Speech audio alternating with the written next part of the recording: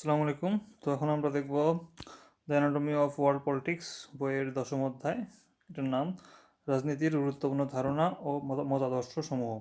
তাহলে এখানে চার্লস টিলি একটা কথা বলছে, we war made the state and the state made war. অর্থাৎ আমার যুদ্ধই একটা রাষ্ট্রকে গঠন করছে, আবার রাষ্ট্রই হচ্ছে যুদ্ধকে আবার বানাইছে, এরকম। তো এখানে দেখি যে জাতি আর জাতীয়বাদ এখানে দেখি। তো জাতি বলতে বোঝায় যে কোনো একটা কমন একটা ক্যারেক্টারিস্টিক্সের কারণে গঠিত একটা হচ্ছে আপনার সম্প্রদায়। সেটা হতে পারে আপনার ভাষা, হতে পারে গোত্র, ধর্ম, বর্ণ, এগুলা নানা কিছু সমন্বয় বা যে কোনো একটা সমন্বয় এরকম আপনার একটা যে যে আপনার হচ্ছে এরকম সংঘবদ্ধ যে জনতা, সেটাই হচ্ছে আপনার জাতি। আর যদি বলে যে হচ্ছে ন্যাশনালিজম বা জাতীয়তাবাদ কি, অর্থাৎ এই যে আপনার একটা আপনার সবাই মিলে একতাবদ্ধ হয়েছে, তাদের মধ্যে যে একটা ইউনিটি আছে, একটা চেতনা আছে, তো সেটাকেই বলা হবে আপনার হচ্ছে ন্যাশনালিজম বা জাতীয়তাবাদ। আচ্ছা, রাষ্ট্রের উপাদান হচ্ছে চারটা, যেটা আমরা জানি। পপুলেশন থাকবে, টেরিটরি থাকবে, তবে গভর্নমেন্ট থাকবে, আর হচ্ছে সোভারেন্টি থাকবে। তো পপুলেশন কি, যারা হচ্ছে ওই রাষ্ট্রে বসবাস করে তারাই হচ্ছে এরকম পপুলেশন। টেরিটরি হচ্ছে অঞ্চলটা। আর গভর্নমেন্ট কি, ধরেন সবাই মিলে এখন এখন এক সিদ্ধান্ত নেওয়া লাগবে, সেখানে আর কি একজন আর কি যে আর কি সবাই একজনকে বাছাই করলো, তো ওই একজনই হচ্ছে মনে করেন গভর্নমেন্ট, বা কয়েকজনকে বাছাই করলো সেটা হচ্ছে গভর্নমেন্ট। এই জন্য সেখান থেকে হচ্ছে স্টেট অফ নেচার বা প্রকৃতির রাজ্য থেকে মুক্তি পেতেই হচ্ছে আপনার এই গভর্নমেন্টটাকে তৈরি করা হলো। সোভারেন্টি, সবাই আগে মারামারি করতো, তো পরে দেখলো যে এখানে সবাই সবার ক্ষতি করছে, তো এখন বলছে যে তাহলে এখন সবাই যদি রাষ্ট্র হতে চায় তাহলে সবার সবার স্বাধীনতা থাকবে, অর্থাৎ একটা রাষ্ট্র অন্য একটা রাষ্ট্রকে অ্যাটাক করবে না। এটা হচ্ছে সোভারেন্টি। জাতিতাত্ত্বিক রাষ্ট্র। আচ্ছা, তো এখানে যারা বোঝায় যে একটা আপনার কমন ক্যারেক্টারিস্টিক্স আছে, তো আপনি তার উপর ভিত্তি করে আপনি যে রাষ্ট্রটা গড়ে উঠছে সেটা হচ্ছে ন্যাশন স্টেট। ঠিক আছে? তো এখন মানে নির্দিষ্ট একটা জাতি আছে বা নির্দিষ্ট একটা ক্যারেক্টারিস্টিক্স আছে, বা অথবা একটা ওখানে একটা জাতীয়তাবাদ আছে, এটার উপর ভিত্তি করে আপনার যে রাষ্ট্রটা গড়ে উঠবে সেটা হচ্ছে ন্যাশন স্টেট। ওকে। তো হচ্ছে মানে ওই ন্যাশনটাকে ঘিরে যে আর কি রাষ্ট্র গড়ে উঠবে সেটা হচ্ছে আপনার জাতিতাত্ত্বিক রাষ্ট্র। আচ্ছা, তাহলে এখন এই যে আমরা এখানে কিছু উদাহরণ দেখি যে যুক্তরাষ্ট্রের অধিকাংশ জনগণই হচ্ছে শ্বেতাঙ্গ, তো তাদেরকে নিয়ে যে রাষ্ট্র, এটা হচ্ছে আপনার যুক্তরাষ্ট্র। তারপর হচ্ছে আপনার যে মিয়ানমারের অধিকাংশ বৌদ্ধ, এই জন্য বৌদ্ধভিত্তিক জাতিতাত্ত্বিক রাষ্ট্র হচ্ছে আপনার মিয়ানমার।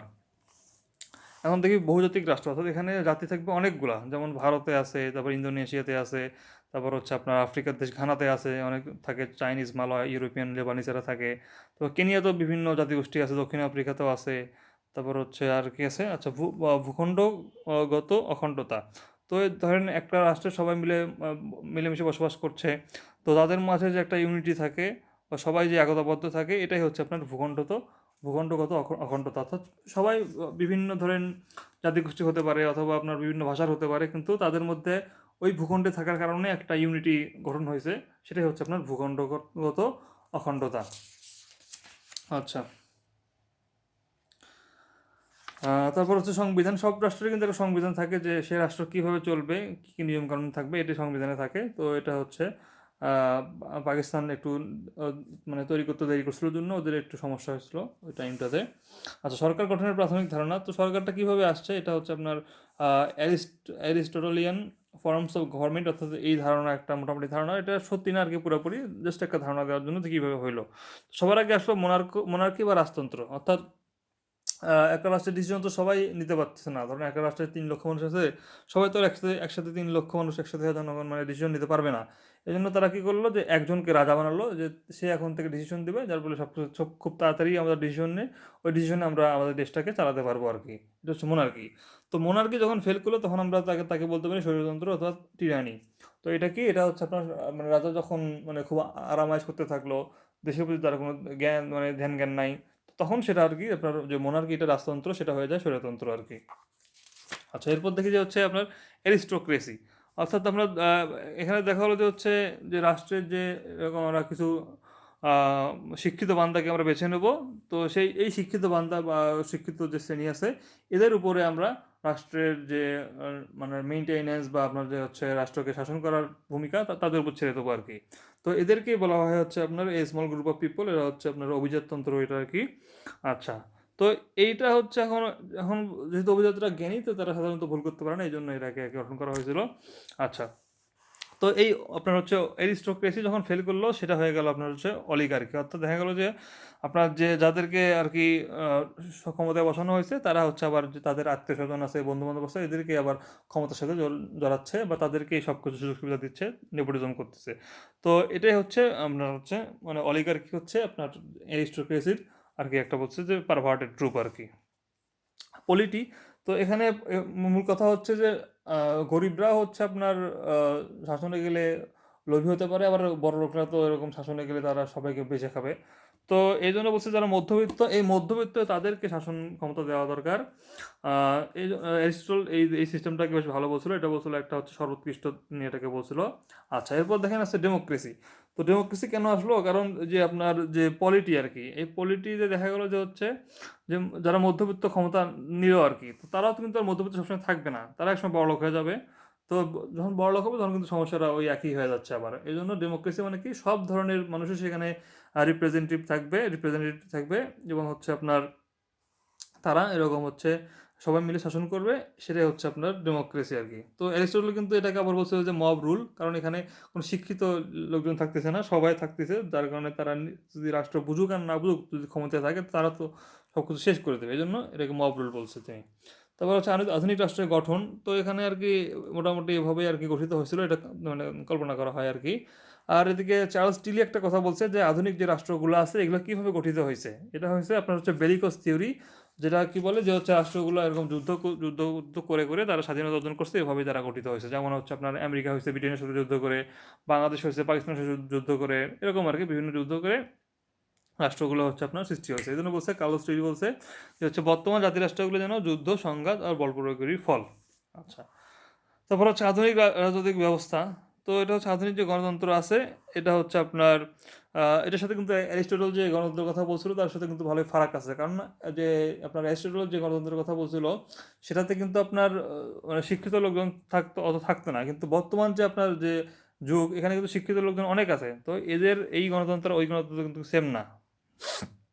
তারপর দেখেন যে গণতন্ত্র এখন হচ্ছে বৈশিষ্ট্য বলছে পাঁচটা। এখানে হচ্ছে প্রথম বলছে পিরিয়ডিক ইলেকশন, অর্থাৎ নির্দিষ্ট সময় পর সেখানে ইলেকশন হবে আর কি, এটা একটা বৈশিষ্ট্য। তারপর সেখানে যে প্রাতিষ্ঠানগুলো থাকবে, ইনস্টিটিউশন থাকবে, সেগুলো আর কি আপনার স্বাধীন হবে। তারপর সেকুলারিজম, অর্থাৎ ধর্মের ভিত্তিতে কেউ এরকম সেরা বা রাষ্ট্র কোনো ধর্মকে আলাদাভাবে গুরুত্ব দেবে, বা ধরেন কেউ যদি হিন্দু ধর্মের হয় তাকে বাংলাদেশের প্রেসিডেন্ট বানানো যাবে না, এরকম কোনো আপনার হচ্ছে জিনিস থাকবে না সেকুলারিজমে। আর সেকুলারিজমের হচ্ছে আপনার একটা বিস্তৃত জিনিস হচ্ছে আপনার প্লুরালিজম। তো প্লুরালিজম কি, অর্থাৎ সেকুলারিজমে বলছিল যে শুধুমাত্র ধর্মের ভিত্তিতে কাউকে সেও করা যাবে না বা কাউকে ছোট করা যাবে না। আর প্লুরালিজম বলে যে হচ্ছে শুধু ধর্ম কেন, মানে বর্ণ, গোত্র, তারপর হচ্ছে গোষ্ঠী, এসব কোনো কিছু ভেদেই কাউকে আলাদা কোনো প্রায়োরিটি দেওয়া যাবে না, সবাই এখানে সমান। যেমন আজকে সিঙ্গাপুরে দেখেন, এখানে চাইনিজ, মালয়, ইন্ডিয়ান, ইউরেশিয়ান সবাই কিন্তু এখানে থাকে মিলেমিশে। তো এটা হচ্ছে একটা প্লুরালিজম কান্ট্রি আর কি, প্লুরালিস্টিক কান্ট্রি।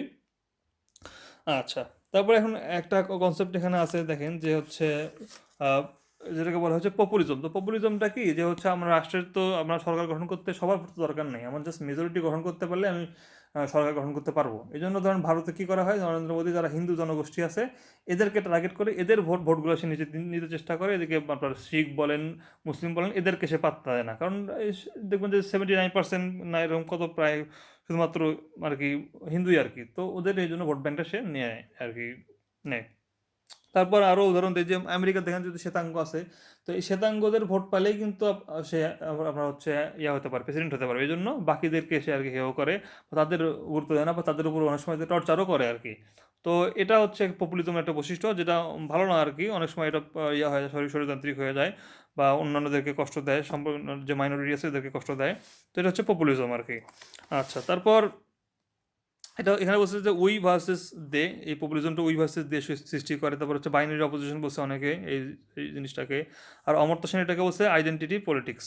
ঠিক আছে, তো এই তিনটা নাম এগুলো বলা হয় আর কি। আর সংবিধানে আর হচ্ছে আপনার গণতন্ত্রের যে 5 নম্বর বৈশিষ্ট্য সেটা হচ্ছে আপনার কনস্টিটিউশনালিজম, মানে সংবিধানে যে নিয়মগুলো আছে এগুলোর প্রতি আপনাকে দায়িত্বশীল হতে হবে, আপনাকে শ্রদ্ধা করতে হবে আর কি। তারপর যখন এই যে এটা ইসরায়েলের কথা বলছে, এখানে হচ্ছে আপনার পিরিয়ডিক ইলেকশন হয়। তারপর হচ্ছে ইনস্টিটিউশনাল ইন্ডিপেন্ডেন্স আছে এখানে, সেকুলারিজম নাই, তারা হচ্ছে শুধুমাত্র যে ইহুদি যে কাঠামো, যে রাষ্ট্র, এটাকে বিশ্বাস করে, অন্য ধর্ম বিশ্বাস করে না। তো এই জন্য এখানে সেকুলারিজম নাই। আর প্লুরালিজম আছে ওদের ওখানে, আবার হচ্ছে আপনার যে কনস্টিটিউশনালিজম এটাও কিন্তু আছে, তার মানে চারটা আছে আর একটা বৈশিষ্ট্য নাই, তার মানে এটা গণতন্ত্র আছে কিন্তু পুরোপুরি না আর কি। তো ইরানও আর কি এরকম পুরোপুরি না, কারণ হচ্ছে ইরানের হচ্ছে যে আপনার দেখেন যে ইন্ডিপেন্ডেন্ট ইনস্টিটিউশন, আর হচ্ছে আপনার এখানে সেকুলারিজম নাই। ইরানে কিন্তু আপনার হচ্ছে অমুসলিম কেউ প্রেসিডেন্ট হতে পারবে না, তার কারণ তার মানে এখানে কোনো সেকুলারিজম নাই।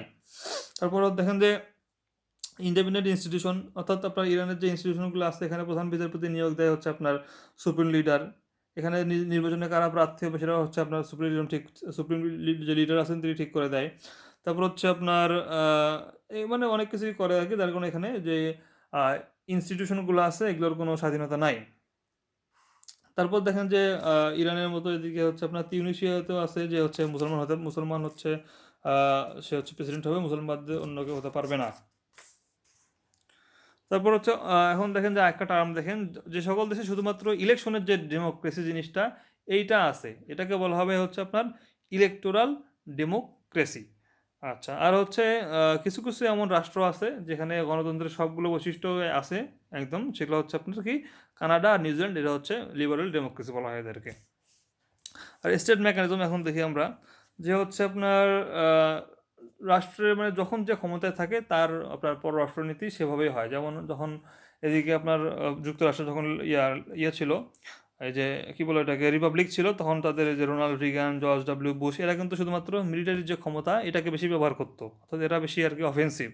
আর যখন হচ্ছে আপনার ওই যে ডেমোক্র্যাট ছিল যেমন হচ্ছে বারাক ওবামা, তারপর বাইডেন, এরা কিন্তু যখন থাকতো তখন কিন্তু এরা কূটনীতির মাধ্যমে সমস্যার সমাধান করতো, অর্থাৎ যুদ্ধ কিন্তু অত করতো না আর কি।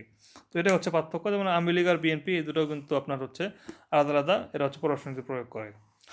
তারপর হচ্ছে রিপ্রেজেন্টেটিভ ডেমোক্রেসি, এটা হচ্ছে আধুনিক যে গণতন্ত্র, এটা হচ্ছে মেইনলি রিপ্রেজেন্টেটিভ ওটা হচ্ছে গণতন্ত্র, সবাই তাদের রিপ্রেজেন্টেটিভ ঠিক করে, তারা সংসদে গিয়ে আইন বানায় আর কি। তো বাংলাদেশে এরকম আর কি। তারপর হচ্ছে আপনার সংসদে এরকম 300 জন হয় আর কি, প্রথম দিনই যে অধিবেশন হয় সেখানে স্পিকার ঠিক করা হয় ভোটাভুটির মাধ্যমে, যেহেতু এখন হচ্ছে সংখ্যাগরিষ্ঠ যে দল তাদের থেকে এই জন্য হচ্ছে আপনার স্পিকারটা হয়। এরপর হচ্ছে যে যে যে দল দিচ্ছে সেই দলের চেয়ারম্যান বা প্রধান তিনি হচ্ছে প্রধানমন্ত্রী হয়। এরপর হচ্ছে তিনি অভিজ্ঞতা সম্পন্ন 40-45 জনকে এরকম ইয়ে বানায় আর কি, মন্ত্রী বানায়। তো বিল হচ্ছে আইনের খসড়া আর কি, এটা যখন রাষ্ট্রপতি আপনার হচ্ছে দেয়, এখানে সম্মতি দেয়, তখন সেটা হয়ে যায় আইনে পরিণত হয়ে যায়। আচ্ছা, যুক্তরাষ্ট্রে হচ্ছে এরকম নিম্নকক্ষে 435টা আর কি আসন আছে। আর পাওয়ার ডিভিশন এটা হচ্ছে প্রেসিডেন্সিয়াল একটা আছে, একটা আছে আপনার হচ্ছে পার্লামেন্টারি ফর্ম অফ গভর্নমেন্ট। যেটা প্রেসিডেন্সিয়াল যেখানে সব হচ্ছে প্রেসিডেন্টই সব, আর পার্লামেন্টারি হচ্ছে আপনার গভর্নমেন্টই মানে প্রধানমন্ত্রী সব। তারপর হচ্ছে ডুয়াল এক্সিকিউটিভ সিস্টেম, এটা কিছুটা আর কি ওই যে আপনার এই দুটোর মিক্স আর কি, যে হচ্ছে এটাকে বলা হয় আপনার হচ্ছে সেমি প্রেসিডেন্সিয়াল সিস্টেম। তো এখানে কি হয়, বা এটা হাইব্রিড সিস্টেম আর কি। তো এখানে হয় হচ্ছে প্রধানমন্ত্রীর কাছে কিছু ক্ষমতা থাকে, আবার যে প্রেসিডেন্ট থাকে তার কাছেও কিছু ক্ষমতা থাকে। যেমন হচ্ছে আপনার ফ্রান্সের কথা যদি বলি, এখানে হচ্ছে কিন্তু এই সিস্টেমটা চলে আর কি, ফ্রান্স বা তিউনিসিয়াতে এই সিস্টেম চলে। তো কিন্তু আবার এখানে বলে রাখা ভালো যে মিলিটারির যে ক্ষমতাটা এটা কিন্তু আপনার প্রেসিডেন্ট যে থাকবে তার হাতে থাকবে, এই জন্য প্রেসিডেন্টকে একটু আলাদা একটু স্পেশাল ক্ষমতা এখানে কিন্তু আছে। তারপর ইসলামিক রিপাবলিক, আচ্ছা এখানে একটা জিনিস ক্লিয়ার করি যে ইসলামিক রিপাবলিক, তারপর ইসলামিক এমিরেট, তারপর হচ্ছে আপনার ইসলামিক মোনার্কি, এগুলো কিন্তু আলাদা আলাদা জিনিস। যেমন দেখেন ইসলামিক রিপাবলিক, এখানে একটা প্রজাতন্ত্র থাকবে, তো সেখানকার হচ্ছে একটা সংবিধানও থাকবে, আপনার জনগণের মধ্যে থেকে একটা রাষ্ট্রপতিও আপনার হচ্ছে নির্বাচন হবে। তো এটা হচ্ছে ইসলামিক রিপাবলিক। যেমন হচ্ছে আপনার এখানে পাকিস্তান আছে, সবার প্রথমে ইসলামিক রিপাবলিক হচ্ছে পাকিস্তান, তারপর হচ্ছে 1979 সালে আপনার ইরান হয় আর কি। তো এরা হচ্ছে ইসলামিক রিপাবলিক, অর্থাৎ আপনার হচ্ছে শরিয়াও থাকবে, পাশাপাশি একটা সংবিধানও থাকতে পারে, এবং জনপ্রতিনিধি নির্বাচনের মাধ্যমে হবে আর কি, এটা হচ্ছে ইসলামিক রিপাবলিক।